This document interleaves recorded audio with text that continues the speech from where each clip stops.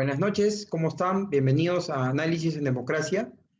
Las elecciones en Perú han polarizado al país en dos mitades. Uno de los temas fundamentales para todos los peruanos es la educación. Y es por eso que en Análisis en Democracia hemos invitado el día de hoy a un especialista en educación. Él es Guido Bravo, Guainates, sí. Él es licenciado en educación con especialidad en matemática, física de la Universidad Enrique Guzmán y Valle. Tiene una segunda especialidad en lo que es tiene una segunda especialidad en formación magisterial por la Pontificia Universidad Católica del Perú. Es especialista en ciencia y tecnología y sociedad por la Universidad de Oviedo y la OI. Tiene un diplomado en transdisciplina y complejidad por la multidiversidad Mundo Real Edgar Morin. Es magíster en docencia, es profesor y bueno, tiene una trayectoria académica muy interesante. Es por eso que lo hemos invitado hoy para hablar de educación, una agenda pendiente en el Perú desde hace muchos años. Bienvenidos a Análisis en Democracia. 3, ya. Buenas noches. Tal como les comenté, estamos con el especialista en educación Guido Bravo, aquí en Análisis en Democracia, para hablar un poco de la educación en nuestro país, en el Perú, a puertas de una elección nueva donde vamos a elegir un gobierno de 5 años, pues es importante tocar temas tan trascendentales como uno de ellos es la educación. Buenas noches, Guido. Gracias por estar en este espacio, Análisis en Democracia. ¿Qué tal? ¿Qué tal, Aldo? Muy buenas noches y gracias también por la invitación de poder participar en estos momentos con todos los seguidores, ¿no? de tu programa y de esta iniciativa. Bueno, para las preguntas que como mencionabas, ¿no? Tienen que ver con el sector educativo de nuestro país. Ujú.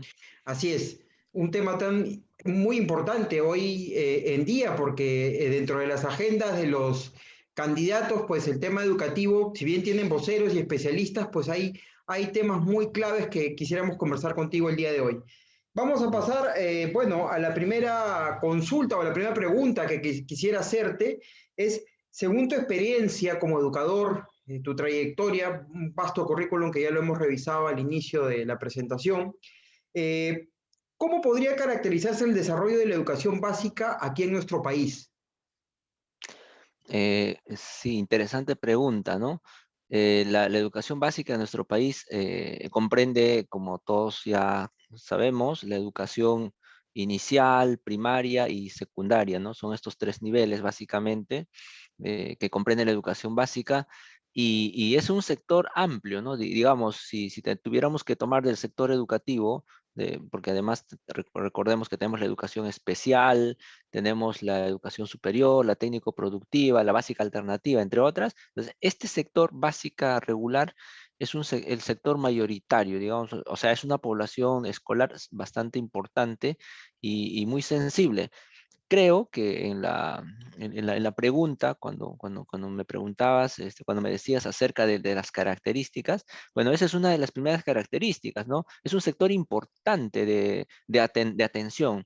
Y creo que en esa medida, los gobiernos de turno, las políticas educativas, tienen que darle un tratamiento, una atención también acorde, ¿no? a la importancia que tiene este nivel, porque estamos hablando de la formación de educación inicial de los niños desde la etapa, ¿no? de jardín, en infancia, estamos hablando de los 6 años de la escolaridad primaria, los 5 años de la educación secundaria, ¿no? Entonces, son prácticamente, si los vamos sumando, son aproximadamente 14 años de escolaridad.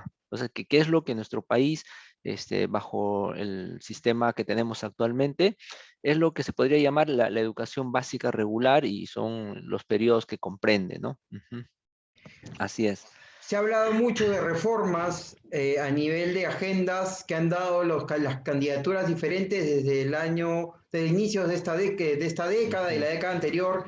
ujú. Según tu experiencia, ¿crees que han habido avances? ¿Realmente han habido reformas en el sector de educación en el Perú? A ver, Sí, uno de los grandes problemas que hemos venido teniendo, yo diría de las últimas décadas en el país, ha sido la falta de políticas educativas. Y lo remarco, ¿no? Y lo pongo quizás subrayado con comillas, porque hablar de políticas implica, por ejemplo, distinguirlo de lo que son los programas educativos o de las estrategias de atención, que son temas pasajeros, ¿no? Son formas de resolver el problema desde el gobierno, pero son formas muy temporales, que a veces dura lo que dura un periodo de gobierno o inclusive a veces mucho menos, ¿no? Entonces, cuando digo que uno de los graves problemas que hemos tenido en el país y todavía lo tenemos, es que todavía nos falta la implementación de políticas educativas, es decir, acuerdos que trasciendan los periodos gubernamentales, que no son de 5 años, ¿no? En nuestro caso, pero que se trasladen que vayan a través del tiempo, consolidándose y mejorando, ¿no? O sea, si lo vemos a nivel de sistema educativo, podría decir yo que esa es una de las dificultades, ¿no? O sea, de repente no es algo concreto que el ciudadano lo pueda ver o que el docente de aula o que el padre de familia diga o se esté haciendo ese tipo de preguntas, pero lo que pasa es que la política educativa comprende, por ejemplo, y ahora voy de repente a la parte de los ejemplos, por ejemplo, ahora con esto de la pandemia que estamos viviendo, muchos de los profesores se han visto exigidos en ciertas competencias o habilidades tecnológicas en el manejo, pues, ¿no? De entornos virtuales de aprendizaje, aplicativos, tecnología, software, hardware, estrategias, etcétera. Entonces, uno se pregunta, ¿no? Oye, ¿y por qué el Ministerio de Educación o por qué las autoridades correspondientes o las instituciones educativas no se preocuparon o no estuvimos preparados para afrontar este tipo de desafíos? Hablemos concretamente de esto que estoy comentando, de los docentes. Bueno, la respuesta es, no tenemos en el país, por ejemplo, una política del Ministerio de Educación, ¿no? Que atraviese a los gobiernos y que haya venido trabajando sostenidamente el fortalecimiento de capacidades, de competencias docentes en este tipo de necesidades que acabo de mencionar, detallándolo. Y justamente ahora vino la pandemia y claro, o sea, todos nos preguntamos, pero ¿cómo? No, no, ahora tenemos que buscar, no, de repente los docentes, claro, o sea, eso no quita el hecho de que los docentes hayamos respondido a la pandemia. Definitivamente ha habido una reacción de los docentes, ha habido una exigencia, pero, o sea, a lo que voy es con la respuesta que quiero dar, es que no tenemos una política, ¿no? No tenemos una política. Y prueba tangible de eso, por ejemplo, puedo citar, es de que en el Perú, en el país, no tenemos un marco de competencias o estándares de competencias tecnológicas o digitales para docentes. O sea, algo que nos diga a todos los docentes a nivel nacional, sea público, privado, urbano, rural, que nos diga, tú estás siendo formado o estás al servicio del Estado en una escuela, correcto. Entonces, el listado de competencias TIC que usted debe de ser formado, capacitado, entrenado, es este detalle. Entonces, ese marco, por ejemplo, de competencias, para hablar de algo concreto, una necesidad, no la tenemos en el país, no se ha construido. Y lo que pasa es que también construir eso no es cosa de que se reúnan 5 personas y que no se emita una resolución, un decreto al día siguiente y no, o sea, lo que pasa es que, y ahí viene el otro desafío, construir políticas no es algo que solamente se deba pensar como una reunión de expertos y digamos, iluminados y que ya en 3 días o una semana tengamos la solución. Entonces, Eso está muy relacionado a la primera pregunta que me haces, Aldo, y yo creo que importante conocer, porque si no estamos, si no sabemos que esa es la brecha, una de las deudas que tenemos como sistema educativo, entonces cuando tengamos un gobierno, pues, estamos muy cerca justamente de un próximo gobierno, entonces una de las cosas concretas que si tuviéramos que exigir, digamos que se haga, sería tengamos o construyamos una política de competencias TIC para los docentes, que eso es algo que va a quedar y que se va a sostener. Y ojo, nos va a poner al día con el resto de los países, sin ir muy lejos, nuestros vecinos. Chile lo tiene, Colombia lo tiene, eh, ni qué decir ya los países del marco europeo, ¿no? O sea, la mayoría lo tiene. Perú no lo tiene. Y con eso ya creo que podemos formar una idea por qué es que estamos como estamos en respuesta de parte de los docentes ante esta pandemia y sus exigencias. Ujú. Otra pregunta que quisiera hacerte, Guido, es, dada todo lo que nos has comentado ahora, ¿cuáles tú consideras que son los desafíos de la educación en el Perú? Se hablan de muchas cosas. Ujú. Hay grandes especialistas que en los medios tradicionales hablan acerca de la reforma educativa y dan diferentes matices. Según tu apreciación, ¿cuáles crees que son esos desafíos o brechas que el Perú tiene que atravesar para que nuestra educación sea una educación moderna, para que nuestros chicos puedan realmente estar a la altura de otros países en la región y también en otros continentes, como tú mismo lo has dicho, en Europa, Ujú. que tienen mejor nivel de formación educativa? Ujú.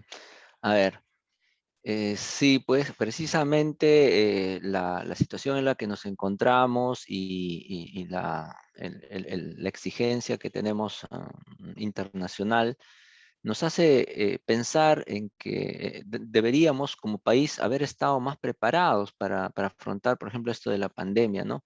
Y más allá de la pandemia, ¿no?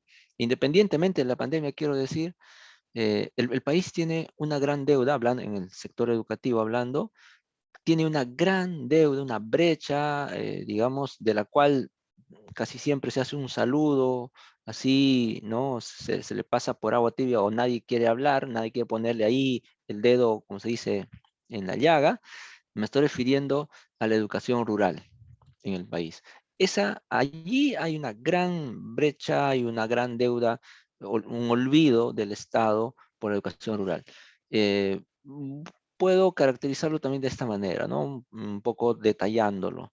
Diversos programas, y digo con el nombre de programas, porque justo hace un momento acabo de hablar, no políticas, sino programas o estrategias que el Ministerio de Educación y los sectores y otros sectores también, porque no solo educación interviene en el sector, sino, o sea, no solo el ministerio interviene en el sector, sino también hay actividad de otros ministerios, pero en general, hablando principalmente del Ministerio de Educación, hay diversos programas, estrategias que han venido a lo largo de este tiempo, digamos, tratando de empujar, de solucionar el problema educativo en el país. Pero el consenso mayoritario es que la mayoría de estas estrategias, de estos programas, lo que han hecho es centrarse en un área específica, que es el área urbana, y muy poca atención al área rural. Hay todo no voy a decir una marginación, o sea, sí se han hecho obras, o sea, tampoco voy a decir que no se ha hecho nada, o sea, sería, no sería correcto. Sí se han hecho actividades, se han hecho acciones, pero si las vemos en proporción, realmente la mayor parte se han concentrado de esfuerzos, se han considerado a la atención de la zona urbana. Y puedo citar, por ejemplo, un caso, ¿no? Por ejemplo, la creación de los colegios de alto rendimiento. Los colegios de alto rendimiento que vienen del gobierno ¿no? Del segundo gobierno del APRA, se crearon ahí, son están ubicados para la atención en zonas urbanas. O sea, puede ser que reciban algunos estudiantes de zonas alejadas, ¿no? Pero la gran mayoría son para atender a estudiantes de zonas urbanas, porque justamente ahí hay un filtro, que es tienen que rendir una prueba, tienen que acceder, entonces eso se convierte en una limitación para muchos estudiantes que quizás no están en la zona urbana, ¿no?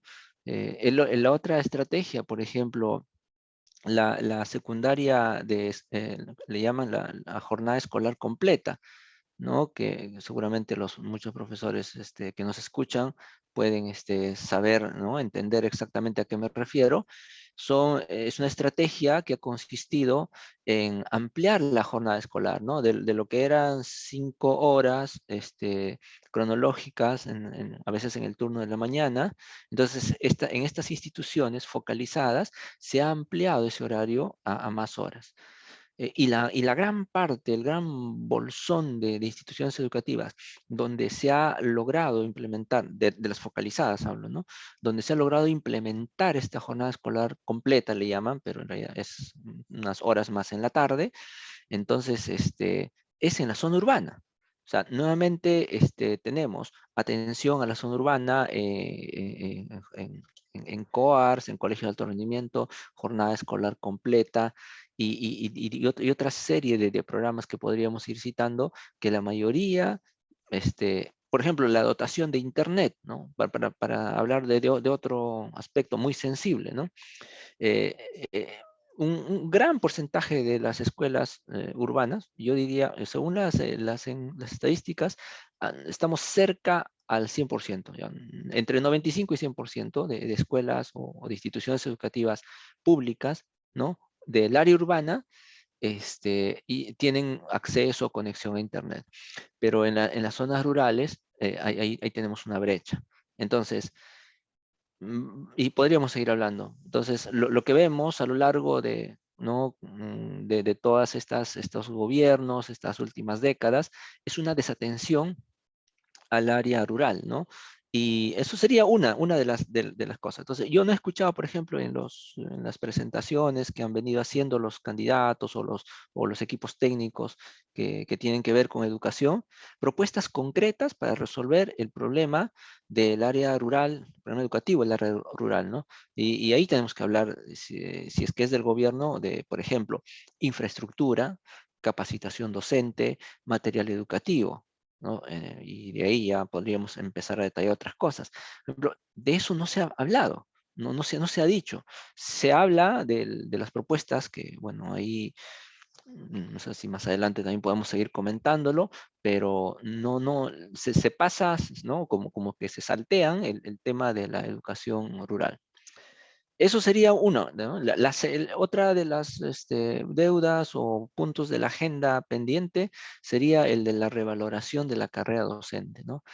Es verdad que las gestiones anteriores han venido impulsando la ley de la reforma magisterial, que ya está vigente, que está basado además en la meritocracia, y que es un logro, ¿no? A nivel de país nos ha ubicado esa ley de la carrera magisterial digamos, entre los países que han logrado mayores avances en la meritocracia de la profesión docente. Realmente, y algunos inclusive expertos consideran que es una especie de ley de tercera generación, ¿no? Por lo que ha logrado incluir la meritocracia como un factor decisivo para el ascenso, la evaluación docente y la mejora en el servicio, ¿no? Pero si bien se ha logrado avances, todavía la ley, primero que todavía no ha sido totalmente implementada, se está avanzando por tramos y el avance es lento. Por ejemplo, tenemos un, eh, un gran volumen de docentes que está concentrado en cantidad, me refiero, de todos los que conforman el sistema público del país. La gran mayoría está entre el primero o segundo nivel de la carrera pública magisterial. Después ya hacia el tercero y más arriba, cuarto, quinto y bueno, ¿no? Sucesivamente, las cantidades se reducen significativamente. ¿Eso qué significa? Bueno, pues significa que si teníamos una expectativa de desarrollo profesional dentro de esta ley que debería promover al docente en su desarrollo profesional, pues eso en la práctica todavía no se está notando, ¿no? Todavía nos falta, ¿no? Avanzar en ese sentido. Dicho sea de paso, los esfuerzos se siguen haciendo. eh, Esperamos también que la gestión del próximo gobierno no nos regrese a foja cero este avance, ¿no? O sea, de hecho, eso ha sido un logro que se ha obtenido y pues lo que quisiéramos más bien es que en las próximas gestiones se continúe impulsando esto para la mejora, ¿no? Del desarrollo, del reconocimiento docente, ¿no? Bueno, para empezar, esa sería una de las dos primeras deudas que tenemos, ¿no? Con los docentes. Ujú. Hablando de los docentes, el docente es uno de los actores más importantes o uno de los más importantes dentro de lo que es la educación. Ujú. En el tema de formación, ¿cómo ves tú la formación de los docentes actualmente y cómo ves la formación de los docentes en un futuro, dadas las condiciones de que viene un nuevo gobierno, la tecnologización de la educación está? ¿Cómo aprecias tú eso, no? ¿Cuál es la visión que tienes tú acerca de las futuras generaciones de docentes y de su preparación y su formación? Ujú. Bueno, a ver, en el país tenemos un sistema de formación docente de dos modalidades, vamos a decir así, ¿no? Tenemos la formación universitaria y no universitaria. Los dos son de educación superior, pero uno es universitario y el otro es no universitario. Concretamente tenemos egresados o de institutos pedagógicos y egresados de facultades de educación de las universidades, ¿no? Ahí hay una diferenciación ya. Esto es algo que se podría mejorar, se podría corregir, porque en la práctica, un docente egresado de un instituto superior pedagógico, en realidad lleva el mismo tiempo de formación, o sea, que son los 5 años, para obtener un título profesional. Y mientras que en una institución universitaria, una facultad de educación, también tiene que hacer los 5 años. Entonces, realmente, si lo vemos desde el lado objetivo, no hay motivo para hacer una diferenciación. Ahora esto se tiene que seguir discutiendo hasta lograr ¿no? una equivalencia o por lo menos una integración de esto como un sistema, ¿no? Ahora, otra de otro de los aspectos que se puede mejorar o que estaría, digamos, pendiente en la formación de los docentes es eh, vincular la formación docente con la formación en servicio. Eso es algo que todavía en el país, si bien, vuelvo a repetir, se han hecho avances, todavía es insuficiente. Y me remito a algo concreto, ¿no? Por ejemplo, los currículos de formación de las facultades, de los institutos, todavía no dialogan, o sea, todavía no están tan, digamos, conectados con por ejemplo, con el nuevo currículo, ¿no? que tenemos en la educación básica, no están conectados con las innovaciones, las propuestas que se vienen trabajando a nivel del sistema escolar, ¿no?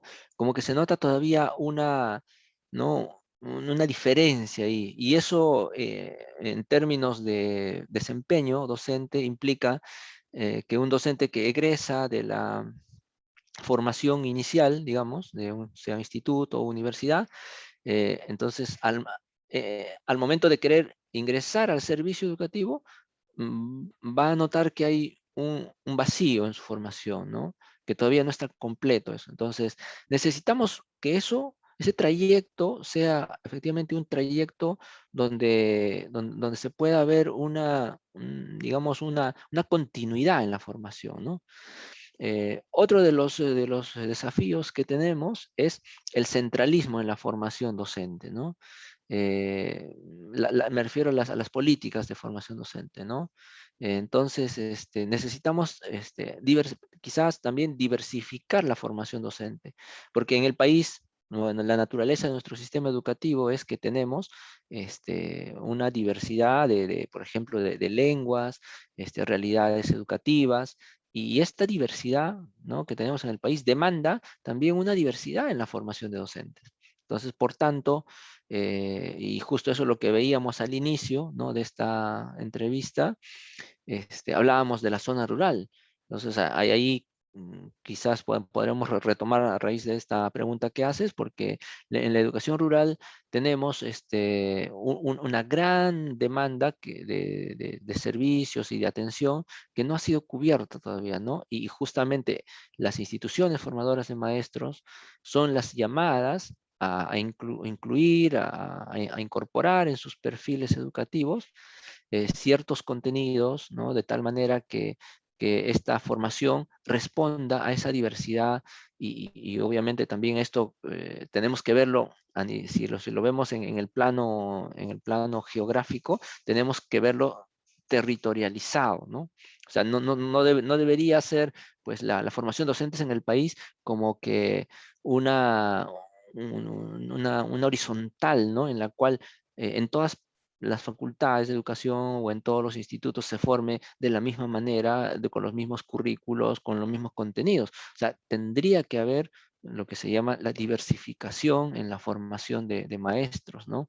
Justamente para responder a esa demanda de la educación rural, porque no necesitamos maestros que conozcan y que puedan atender los servicios educativos y poder superar esa brecha de la educación rural, ¿no?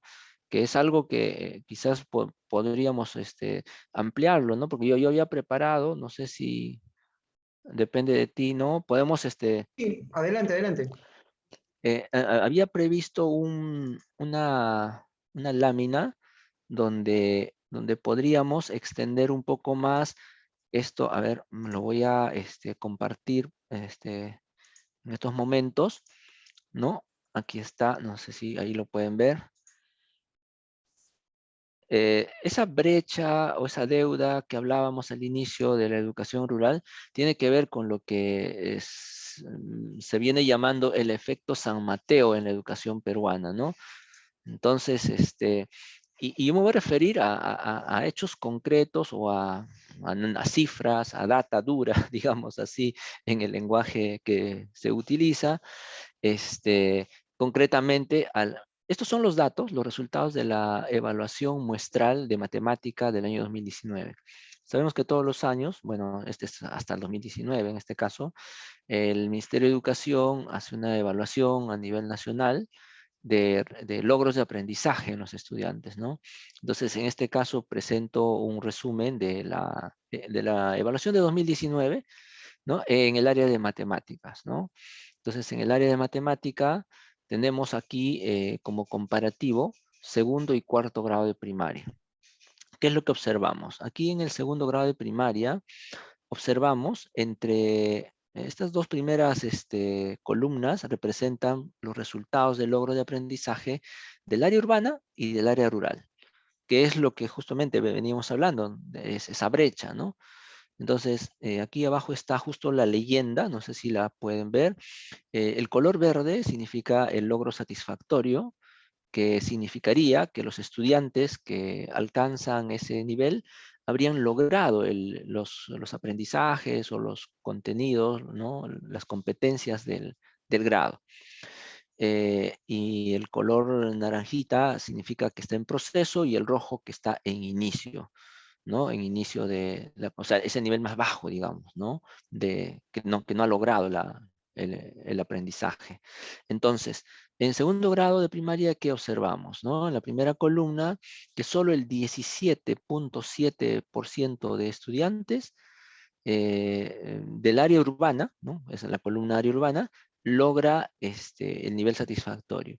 Y sus pares del área rural, a la columna de al lado, el 11.1% de estudiantes del área rural logran un rendimiento satisfactorio.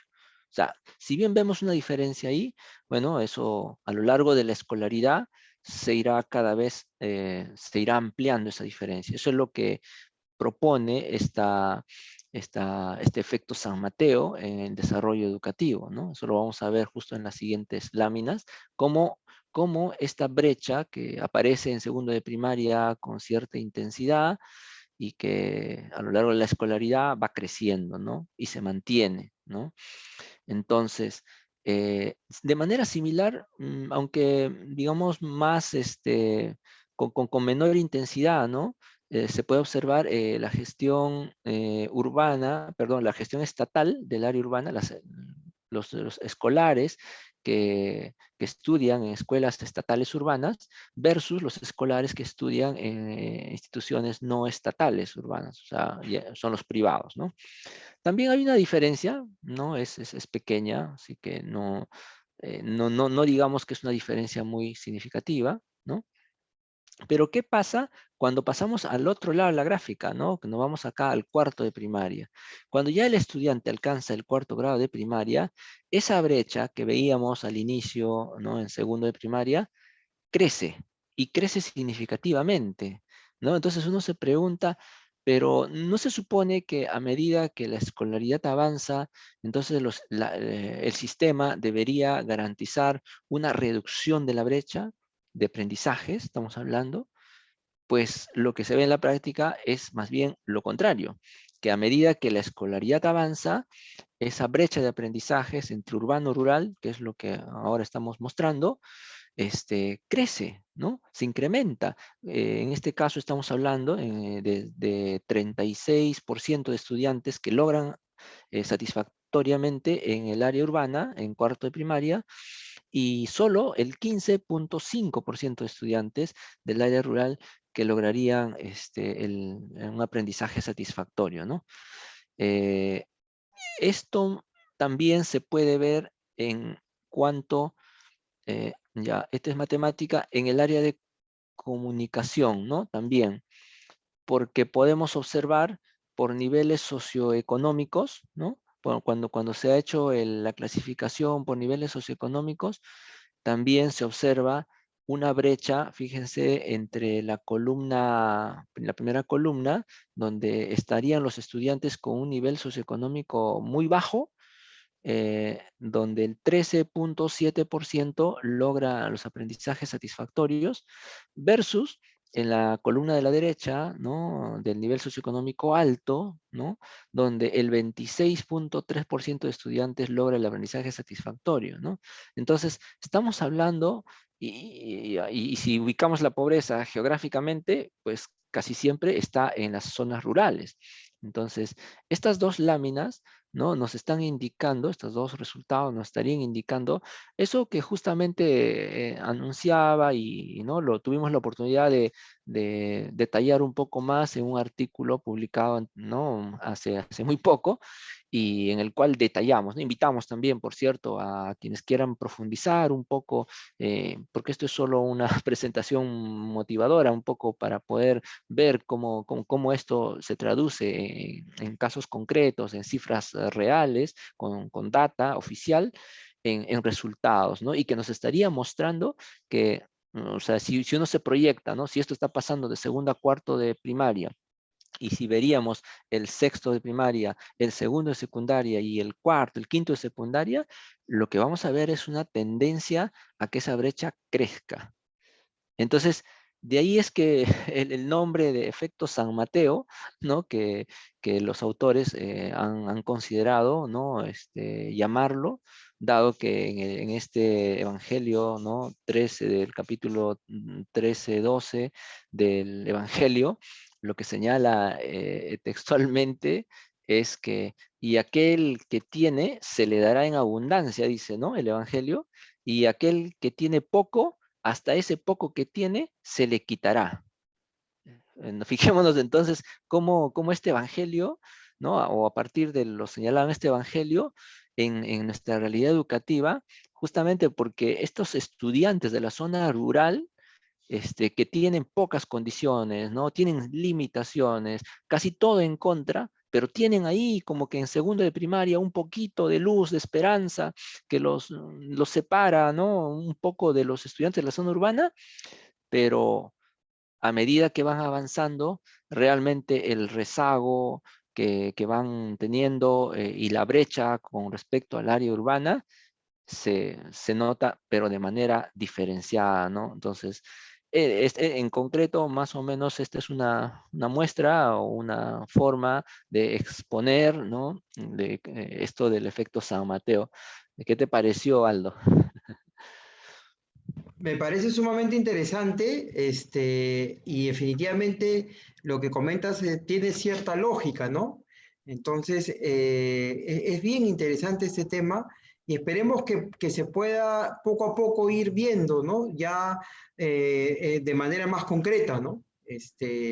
Dentro de lo que es el sistema educativo, ¿no? Así es, Ahora, sí, dime, sí, sí, dime, sí. dime. Necesitamos soluciones, ¿no? O sea, Sí, necesitamos que los políticos, los responsables, los decisores a nivel de las políticas educativas, comprendan este fenómeno y podamos abordarlo en sus respectivas áreas específicas, ¿no? sí. Porque obviamente eh, está bien que se diga, vamos a mejorar la retribución docente, el reconocimiento, que se construyan escuelas, está bien, pero también junto con eso hay que alinear en la política cómo o de qué manera eso se va a traducir en acortamiento de resultados de aprendizajes, ¿no? Porque tenemos que alinear, o sea, no podemos hacer políticas que estén como que cada uno por su cuenta, ¿no? Por carriles distintos, sino políticas o paquetes de políticas integrales que aborden esta problemática, ¿no? Ujú. ¿Tú viste el debate técnico el día sábado, el día domingo, perdón? Sí, sí, sí tuve la Bueno, oportunidad de... eh, yo lo vi y no había nada en tema educativo, ¿o me estoy equivocando? No, bueno, no, no s- hubo ninguna propuesta, ¿o sí?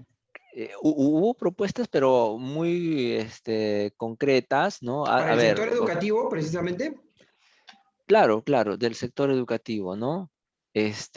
Por ejemplo, una propuesta de Perú Libre fue incrementar el PBI al 10% para Ah, ok. educación, ¿no? Estamos hablando, claro, de presupuestos, ¿no? Que Ujú, fue en otro, ujú. pero no como, no lo abordaron de la manera que debería ser este tema de la educación. Y a eso va mi siguiente pregunta. Ah, ok. De los planes que tú has revisado o habrás Ujú, revisado los planes de ujú, gobierno ujú. que se han las propuestas, ¿no? De campaña, para ti, ¿cuáles han sido las más interesantes? Ahora, han habido Ujú, varias, nos quedan dos ya. ujú. No sé cuáles de las que has visto te han parecido más atractivas o más aterrizables para el Perú. Mira, como los planes de gobierno en realidad atienden a miradas muchas veces en cierto momento no tan aterrizadas, ¿no? O sea, de hecho, yo, como tú mismo lo acabas de decir, creo que ninguno de los dos partidos que ahora están en segunda vuelta en un inicio pensaba estar en segunda vuelta, ¿no? De hecho, no eran entre los favoritos, ¿no? Entonces, yo he revisado los planes de gobierno, pero justamente en esos planes de gobierno no se habla mucho de algo concreto para el tema educativo. Donde sí he escuchado algo, digamos, es que se podría acercar, es en el debate técnico que hubo a nivel de equipos de educación. Hubo un debate hace poco, ¿no? Antes de este último debate que hubo de todos los equipos, hubo un debate exclusivamente del tema educativo. Así es. Y en ese debate sí escuché, y te puedo comentar, por ejemplo, de ahí, que una de las propuestas que sí me llamó mucho la atención por las coincidencias también que hubo, fue el fortalecimiento de la educación técnica, ¿no? O sea, vemos que hay consenso, creo, de que en el Perú la educación técnica ha sido descuidada, ¿no? No se le ha dado la importancia que debería, y pues ahí, por ejemplo, hay un trabajo que se tiene que hacer, ¿no? Se habló también de la repotenciación, fortalecimiento y equipamiento de los CETPROS, ¿no? Los Centros de Educación Técnico Productiva, como una alternativa también ¿no? De forma formativa para la educación. Después, y ya después, eso fueron en cuanto a coincidencias. Pero de ahí han habido otras propuestas ya que cada experto ha ido diferenciando, ¿no? Según las propuestas que han tenido sus respectivos planes de gobierno. Y una de las que, a ver, yo recuerdo, por ejemplo, ha sido esto de el 6% del PBI para educación en cuanto a a Fuerza Popular, que es lo que mencionaba ¿no? el responsable. Después se habló, y algo que sí me gustó mucho fue que mencionó la política de educación a distancia. Quizás algunos no le tomaron atención porque a veces cuando escuchamos y no nos explican el qué hay detrás, entonces pasa como algo discursivo. Pero sí lo dijo, ¿no? Dijo en el equipo de Fuerza Popular, dijeron que se iba a implementar una política de educación a distancia, que es justamente algo de lo que acabamos de hablar hace un momento, al inicio de esta entrevista, yo mencionaba, decía, ¿no? Que lo que adolecemos en el país es, no tenemos políticas, y pensemos en políticas, porque si vamos a pensar en soluciones inmediatistas, vamos a estar siempre como los bomberos, ¿no? Donde hay un incendio, hay que ir a apagar el incendio. Eso es porque no tenemos políticas. Entonces, a mí me pareció eso, por ejemplo, algo importante que se dijo, ¿no? Una de las propuestas. Y bueno, después ya otras cosas fueron generalidades, ¿no? No hubo mayor precisión, ¿no? Así es. Bueno, Guido, ha sido muy interesante todo lo que nos has comentado acerca de educación, te agradezco mucho. Y ya para ir cerrando el espacio, quería que me hagas alguna reflexión sobre el próximo quinquenio en el tema de educación, ¿no? O sea, ¿cuáles son las prioridades reales que necesitamos en este sector, ¿no? Y cuáles son las acciones concretas, sea Perú Libre o Fuerza Popular quien llegue, Ujú. ¿cuáles tú consideras, según tu experiencia, que son las acciones concretas y las prioridades que se deben llevar en este nuevo gobierno de 5 años que viene? Ujú.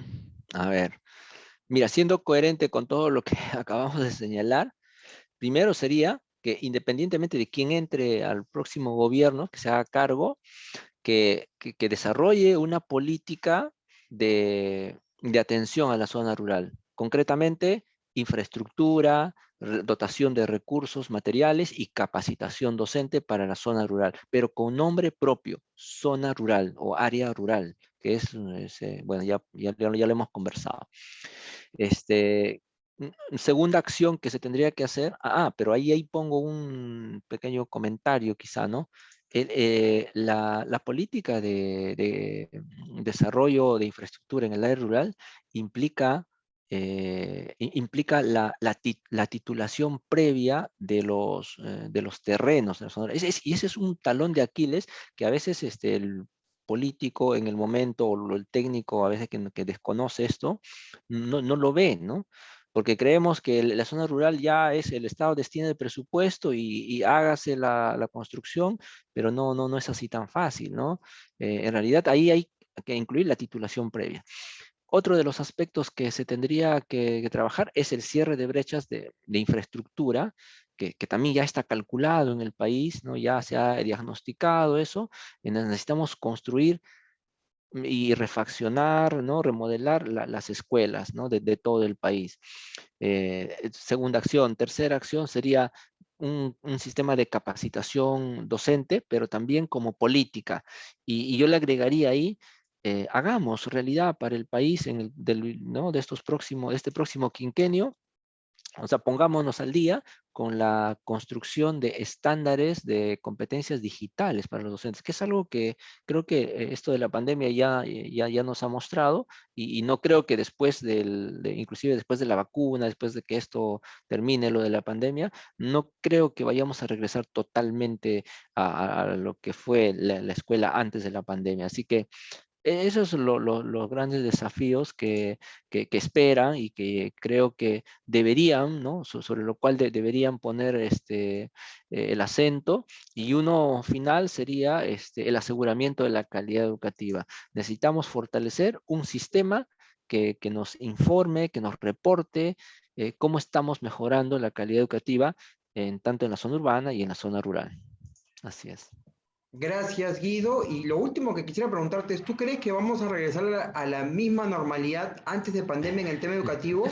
Me refiero porque el próximo año está calculado que todos los chicos regresen a las aulas, pero hay opiniones de gente que dice que no va a ser así. ¿Tú crees que va a ser Ujú. un modelo mixto o realmente vamos a volver a las aulas a la presencialidad? Yo creo que dadas estas condiciones que estamos viendo, no solo aquí, sino en Europa, ya se está hablando de nuevas variantes, de terceras o probablemente nuevas olas del COVID-19. Yo creo que la educación ya no va a volver a ser como antes. Definitivamente la educación híbrida, que es el concepto que se viene, ¿no?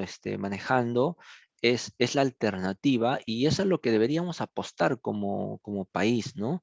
Tener, y de ahí la importancia de esto también que hemos venido conversando en la entrevista.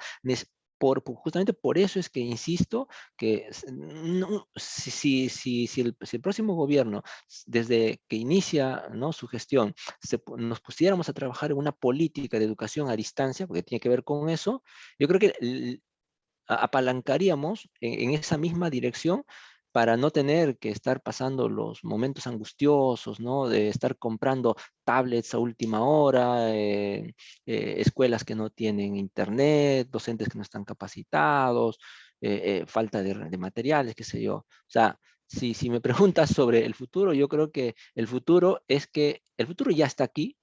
Esto es lo que nos espera. Para más adelante lo que se va a venir es una educación híbrida y es lo más probable que tengamos que afrontarlo como padres, como maestros y desde las escuelas, ¿no? Ujú. Muchas gracias. ¿Alguna palabra final, alguna reflexión final para cerrar ya el espacio?